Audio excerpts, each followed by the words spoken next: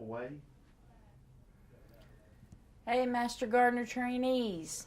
This is Whitney coming at you again with a new module for your training. So these next couple of modules are going to be a little bit shorter. I know you're happy about that. It's going to involve discussions about turfgrass.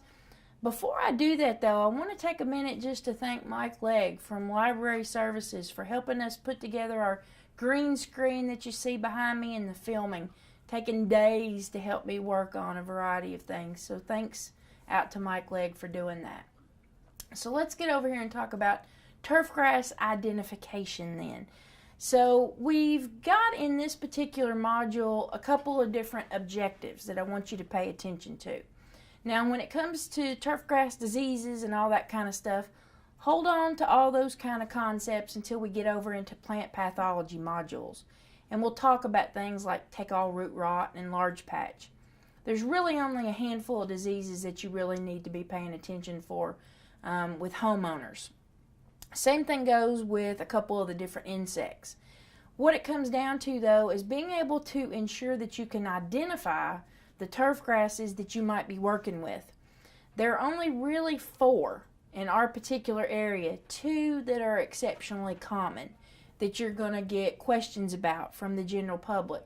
So by the end of this module, I want to make sure that you know how to identify those 4 common turf grasses in our area. We'll look at some of the specific individual characteristics of each species, and then talk a little bit about their cultural requirements. What do they need to be healthy and happy in their particular environment? And remember, just because these are not really ornamental plants doesn't mean we don't have to put the right plant in the right place here, okay? We'll also talk a little bit more later on about shade requirements. And I will have a whole module where we'll talk about these kinds of characteristics, but shade, especially where turf grasses are concerned, are a very big issue. They have very particular requirements for the amount of full sun that they need. So we'll also, in this module, talk about some of the environmental stresses that can impact turfgrass health and appearance. And so all of these types of things should help you in your own home lawn situation, but certainly when you're interacting with the public at the same time. So let's talk about the different characteristics and cultural requirements for healthy turf. Healthy turf does a lot of very good things, and turf grasses over the last 10 years or so have been really vilified. People think that they're water hogs, think that they take too many fertilizers and pesticides, and that is honestly not the case whatsoever. And you'll hear me say that, as well as many of my colleagues a lot of times. They're never using more than they need. What it comes down to is we're usually putting out the wrong things in the wrong amounts at the wrong times because we're not understanding the requirements of the plants. Or we're trying to put the plants in a place where they don't belong, which makes us think they need more requirements. So a lot of times the problem is we're interfering. We're doing too much. We're not leaving the plant alone. You think about no child left behind, it's no plant left behind in some cases. So healthy turf can actually be environmentally very beneficial. It can help control erosion and runoff, which is very important when we get our very heavy rains in our area. Reduces runoff and leaching, very important when it comes to containing any of those nutrients and pesticides and all kinds of chemicals that can enter our waterways. They can add value to our landscape, to our property. A beautiful lawn, there's nothing like it when it's a deep green color out there and kind of looks like a carpet. Can slow stormwater runoff as it's heading toward our retention ponds, so reduce the risk of flooding in some cases. A healthy, vigorous, thick lawn will reduce weed pressures. And it also can help to filter and remove a lot of the contaminants, even out of the air and out of the soil and out of the water. So turf grasses can really be good as long as we know how to take care of them properly. But we got to get them established. We can't just throw them out there and expect them to take care of themselves. They do require a little bit of maintenance in many cases so that they can survive, they can thrive, deserve, and then serve their desired function. Help us protect water quality. And so there are a lot of ways to establish turf grasses, but each turf grass has a different way of getting itself established.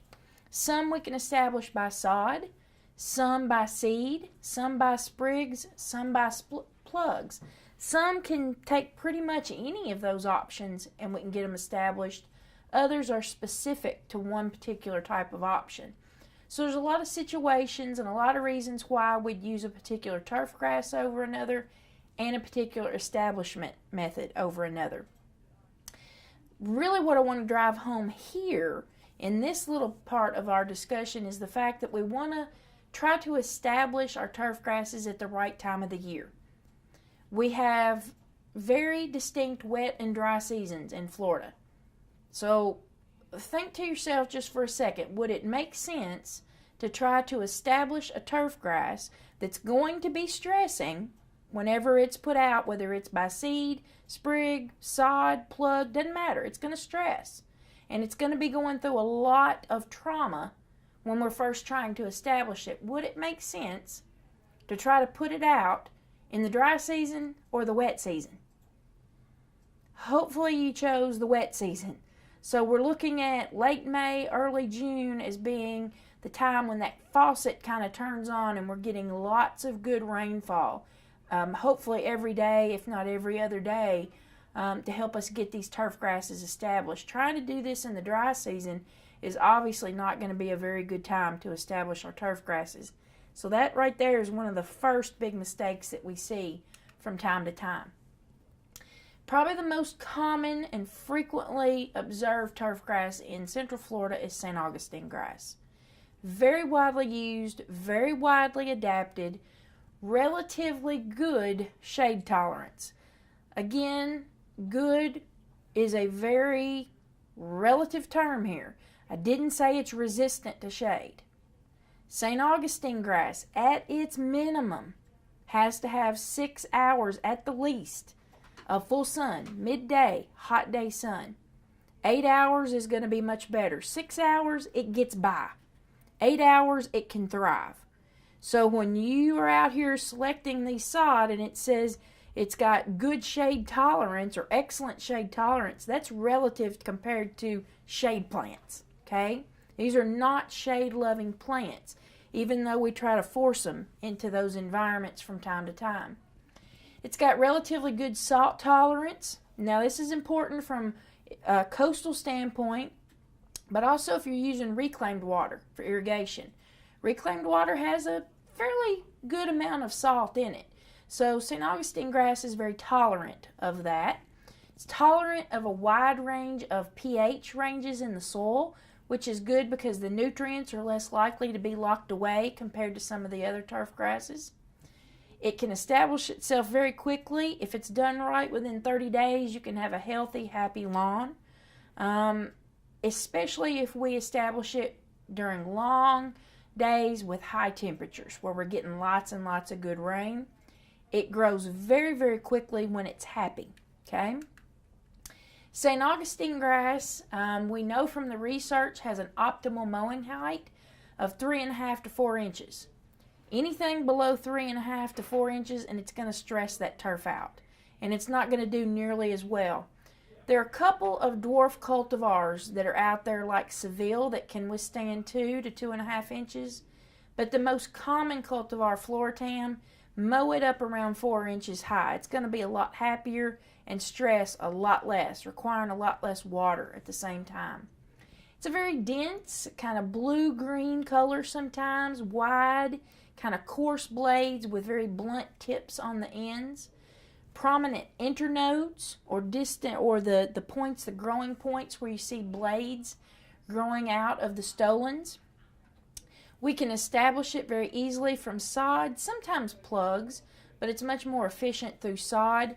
Definitely not from seed. Any seed that we're going to get from St. Augustine grass will not be true to type. But it moves itself around and grows using above ground stems or runners called stolons. Not below ground, rhizomes, above ground stolons in this case.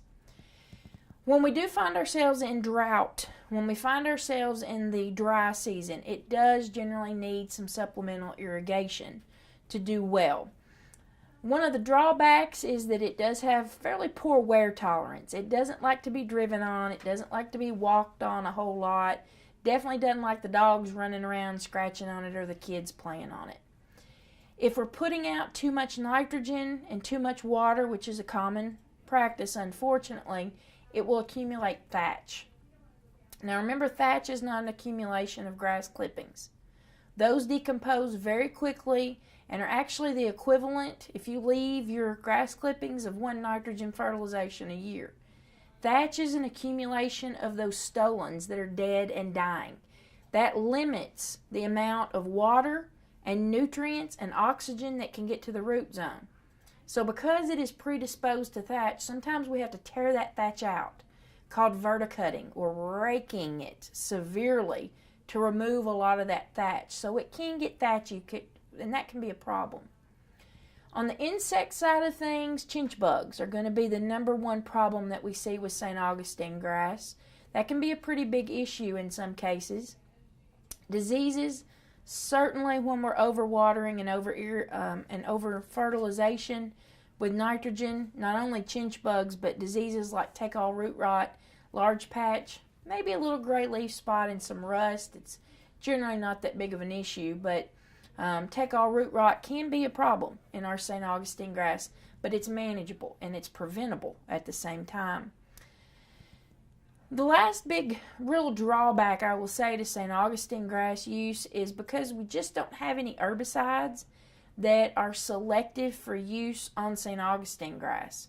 Any of the grassy weeds that get into our St. Augustine grass and any of the chemicals we use to control those will also hurt our St. Augustine grass. So we're limited on herbicide control in weeds on St. Augustine grass. Cultivars, like I said, the most common, probably 95% out there, is Floratam. It's coarse, medium, dark green-gray. There are others like Bitter Blue and Harmony, Captiva, Seville, Delta Shade, and even Palmetto. Now I do want to take a second to talk about Palmetto. A little bit lighter green, and trying to discern which cultivar you're looking at is almost impossible unless you're working with each of these on a very, very frequent basis. But Palmetto is very frequently sold as being the most shade tolerant. When I say shade tolerant, remember St. Augustine grass needs at least 6 hours just to get by. A full sun, middle of the day.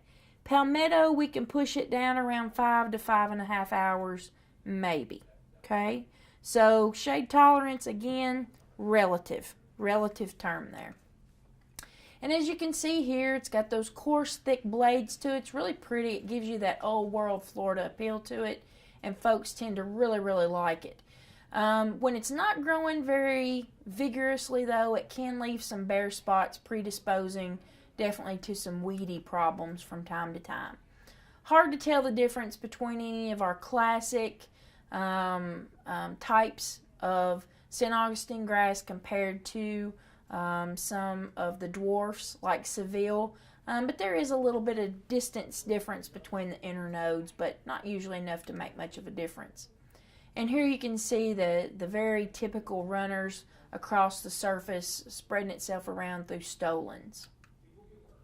And here's a picture from the side where you can see a little bit of that thatch. You see the green grass blades, and then under that you see kind of a dark area where the stolons are accumulating above the soil surface. That can become an impenetrable layer and be a detriment to the turfgrass roots especially. So sometimes we end up having to go in there and physically remove that. Zoysia grass, especially a little bit further to the north part of Pasco County and even into some of the other counties to the north. Zoysia grass can be quite popular. It's coarse leaf, but it's a lot finer than St. Augustine grass. Good dark green color, fairly widely used in some parts of the state, and it does like a lower mowing height, 2 inches or so, somewhere in that area. Empire, which is a very popular cultivar, can go 2 to 2.5 inches in mowing height. Problem with zoysia grass, it does get some diseases, especially large patch if we're using too much nitrogen. Can get thatchy. It does have one main, well, there's a couple of different insect issues, but the main issue that we tend to see more to the north is the hunting billbug that can literally suck the life right out of these plants, and there's a photo of that critter. It pretty much has the same water requirements as St. Augustine grass, and sometimes it does have an issue with nematodes, except for Empire, which is another reason why it tends to be one of the more popular cultivars of zoysia. But from an advantage standpoint, you can maintain it with less nitrogen than St. Augustine grass. It can be very dense growth habit, almost carpet-like when it's very, very happy. Lower mowing height. You can use a rotary mower on this as well. You don't have to use a real mower. Moderate shade tolerance. It's still 6 to 8 hours, just like St. Augustine grass. And it can establish itself fairly well, fairly quickly. Couple of different cultivars that are out there, Meyer, but Empire is really the one that everybody keeps coming back to. The nice thing is you can establish it through seed or through sod. It doesn't have to be just sod. And it will establish itself through stolons above ground and rhizomes below ground stems. So here you see that nice thick carpet appeal, which makes it a really popular sports grass, especially on golf courses. Really dense, especially when it's not mown too short. Bahia grass. Bahia is probably going to be the second most common turf grass that you encounter in Pasco County. Bahia is really nice because it has a very extensive, deep root system, which allows it to tolerate droughty conditions really well. I like to say in Pasco County, we've got business in the front and party in the back, okay? Business in the front, most folks, that's where they have their irrigation and their St. Augustine grass. Behind the house, they may not have irrigation whatsoever. That's where you're going to find the Bahia grass growing. Now, the Bahia grass does not run across the surface of the ground. It's a bunch type grass, okay? And it's not nearly as dense. It's more upright. Doesn't have a carpet appearance whatsoever. Now that will also predispose it to allowing sunlight to hit the ground, and you can get a few weeds if it's not really, really thick. Not usually a huge problem because we do have some herbicides we can use that are more selective. The good thing about it is, besides it tolerating drought, is it likes infertile, sandy soils and low maintenance. And that's what we've got the most of here in Pasco County. Whenever it goes dormant, because it gets either too cold or it gets droughty, as soon as temperatures increase at all or it gets the slightest amount of water, it greens right back up very, very quickly. Kind of a light green color. It's not very dark or dense color, but it is tolerant of a fairly wide range of pH, but it really does prefer the acidic side. Remember, most all of our plants, especially the turf grass, is 5.5 to 6.5. It gets tall. It can stay fairly thin, but kind of rough blades, which can do a number on the mowers, actually. We can establish it through seed. We can do some sod, and it is relatively cheap to get it established and to keep it growing well. Optimally, to keep it happy, it likes to be mowed no lower than 3 inches, really no higher than about 4 inches. Requires very little water to keep it alive, very little in terms of pesticides, if any at all. Same thing goes with fertilizers. 1 to 3 pounds of nitrogen per 1,000 square feet a year, and it's going to be absolutely perfectly happy and healthy. It is really great for non-irrigated areas. So this is why we commonly see it along the roadways and in large areas around commercial spaces and the backyards of homes. Some of its disadvantages, though, it does produce a lot of seed heads in the hot, long days of summer. It can produce a new seed head every 4 days after it's been mowed. And that seed head can dull the mower blade. So we're frequently having to make sure we're sharpening the blades. That open growth habit can encourage some weeds from time to time. It's not especially wear tolerant. My dogs in the backyard tend to do a pretty good number on it, scratching around. But as soon as I get them off of a particular area, give it a couple of days to repair itself, and I can see a big difference. It's growing right back in. From a pest standpoint, mole crickets, if we see them, are going to be the biggest issue, but not typically a tremendous problem for us. Couple of different cultivars. You have Argentine and you have Pensacola. Argentine is more dense, darker green. It's got a wider blade than Pensacola. Very good cold tolerance and pest tolerance, and it's best on lawns compared to Pensacola. Pensacola is very, very good stress tolerance, narrower blade, a longer blade, not so good on lawns because it produces so many more seed heads, but it's excellent as a pasture grass. So if you were making a recommendation for a home lawn, you would not suggest to the homeowner to use Pensacola Bahia, you'd suggest Argentine Bahia. That's the one that homeowners would want. So here you can see the typical seed head on the Bahia grass, and again produces these prolifically every few days. This shows you the upright growth that can be a little bit sparse from time to time, letting the sunlight in, so there's potential for weeds here. And here you see the difference in the leaf blade width between Argentine and Pensacola as well. I'm going to make a little bit of a mention of Bermuda grass here. Most of you probably know Bermuda grass as a weed, and once you get Bermuda grass in a place you don't want it, it can be a nasty weed to try to control. It's noxious. We have lots of different cultivars of Bermuda out there. Some of those are old common types of Bermuda, some are dwarf Bermudas. Some have long blades, short, fine blades, yellow to even deep green cultivars.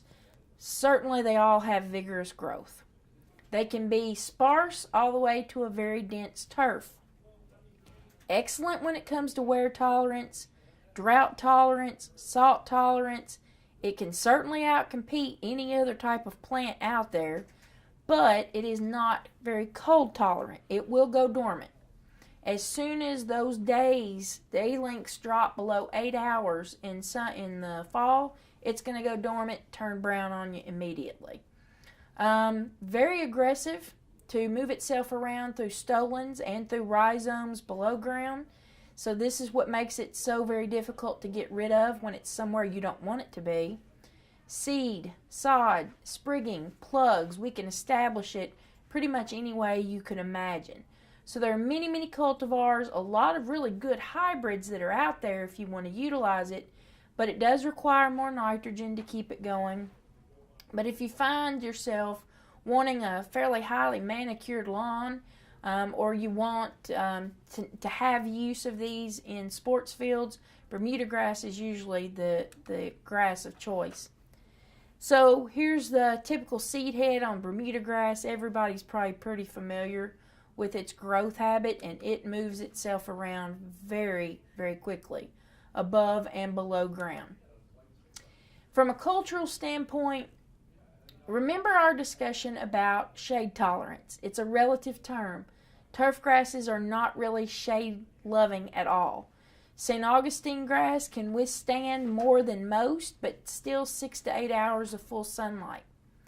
Many of the problems we see with our turf grasses are over-irrigation and over-fertilization. Many times the use of pesticides is not necessary whatsoever, and all of the issues relate back to cultural problems. Usually what we've done wrong, to be honest with you. Some of the issues we need to be watching for are scalping. Mowing our turf grass is way, way, way too low. Remember, they all have an optimal mowing height to be happy. Mowing height will also help them, if we're mowing them at the right height, increase rooting depth, which promotes resiliency in times of drought or times of stress. Good rules of thumb when it comes to mowing, which you can do wrong and you can do right, is to never remove more than 1/3 of the leaf blade at a time. Otherwise, you are producing a lot of stress on that plant, and it's going to have more pest problems and disease problems. Change up your mowing patterns. Don't mow in the same pattern, same direction all the time, because you're going to have more compaction issues, and some of these grasses that are not very wear tolerant won't be able to withstand the constant mowing pattern. So change the direction each time you mow when at all possible. When it comes to clippings, leave those. That's a nitrogen fertilization every year. It does not contribute to thatch. Not a problem. Okay? These decompose very, very quickly. Now, if you are mowing when the grass got very high, and especially when it's wet, which is not a good idea, it can clump up, and that can cause some problems. So make sure you blow that around with a leaf blower and break up any of those clumps, though. So avoid mowing when it's wet. Avoid hitting the sticks, the stones, any debris in the lawn to help you, number one, stay safe when you're mowing and not do property damage, but keep your grass happy and healthy at the same time. Okay? So we've talked about turfgrass identification. We've talked about some of the specific characteristics and even some of the environmental stresses and issues that can impact turfgrass health. So if you've got questions, make sure you jump on the chat boards, on the chat rooms, and post any of those questions. And we'll talk a little bit more specifically later on about turfgrass diseases and some of the insect pests that we might come across.